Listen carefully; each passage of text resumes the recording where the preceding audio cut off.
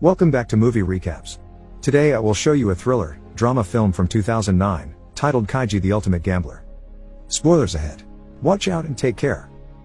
It's a stormy night in the city when Kazutaka Hayao, wealthy socialite and president of the financial consulting firm Tei Corporation, asks his employees what gives man the ultimate power. They have many answers for him like military power and market dominance, and Rinko Endo is scolded when she replies money since that's too basic, the real point is what you do with it. However, Yukio Tonegawa is praised by his boss for answering that power is having the financial muscle to build your own kingdom, like a fallout shelter. He also points out that Japan is filled with hopeless young men that will serve as labor for construction. Sometime later, Kaiji too is going through his usual daily routine. He buys and loses at scratch-offs, spends a very boring day at his work as a cashier in a convenience store, and on his way home, he curses all the rich cars around him for being successful because they evade taxes and not because they work hard.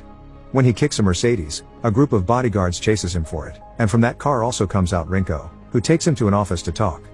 A couple of years ago, Kaiji signed a loan contract to be a friend's guarantor, and since that friend has disappeared, it is now his obligation to pay the debt. To make matters worse, the original sum of 300,000 yen has now become a debt of 2 million because of interests, not to speak of the car damage he's caused.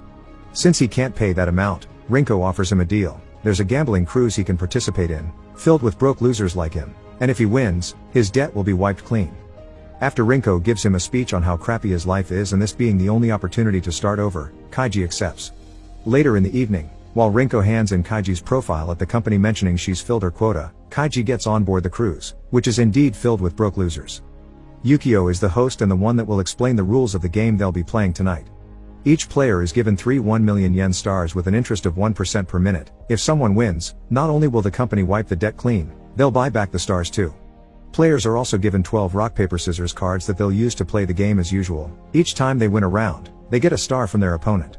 To win, they must use all their 12 cards and have at least 3 stars after 30 minutes. No questions are allowed, and after Yukio calls them babies, he leaves so they can start playing. All the players rush to find an opponent and Kaiji is approached by Juji Funai, a man that proposes a truce. If they play the same cards and cause a draw, they won't lose any stars and will get rid of their cards quickly, giving them an easy way out. Kaiji accepts and the game begins normally, helping both players lose their cards with no issues. But at the last minute, Funai backstabs Kaiji and scams him out of 2 stars by playing to win instead of to draw, leaving him with just 1 star and 1 card. Furious, Kaiji drops his card and punches Funai, causing him to bleed on the floor and the card as well. Security quickly separates them, but soon a new commotion begins. Funai tells everyone that Kaiji's last card is scissors so everyone would go after him for an easy star, and Kaiji retaliates by announcing Funai only has rock left. Everyone starts arguing over this possibly being a trick or not, and they're suddenly interrupted by a guard that brings Koji Ishida back into the game after he was caught trying to flush his cards down the toilet, which is against the rules. With 10 minutes left on the clock, Funai takes advantage of the moment to announce his latest idea, a reshuffle, that way nobody will know each other's cards anymore. Everyone accepts, including Kaiji, because he has a plan. Funai takes all the cards, shuffles them, then gives each player back the same amount they had before. Kaiji receives the card with the bloodstain again and decides to team up with Ishida to play against Funai on a 1-card match for 3 stars. Funai is sure he will win because he knows Kaiji's last card, but Kaiji expected this and defeats him easily. This was his plan all along. Knowing Funai would have noticed the blood mark, Kaiji took one of Ishida's cards and added blood on it to make it pass as his own stained card, tricking Funai into playing the incorrect one. After dividing Funai's stars between them so they both have 3, Kaiji and Ishida play their last cards by tying on purpose and win, or at least, that's what they think. Because while they're in the middle of celebrating as the time runs out, Ishida finds a card in his pocket he forgot about. Since Kaiji sticks to his promise of a team-up and accepts the card as his as well, both of them lose. They are taken to work deep underground in forced labor for the construction of Hayao's kingdom.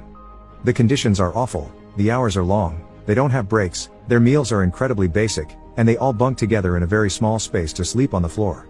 They're also branded on their shoulders with a microchip so they can't escape, and their pay is pathetic. It's not even in yen, they're paid in their own currency called parika, which is only valid in the underground. It's worth 1/10 of a yen, making Kaiji's salary 350 yen per day, which is around $3. As little as it may be, Kaiji thinks of saving up the money to be able to pay his debt, but soon the temptations arrive, a card offering beer and tasty greasy food.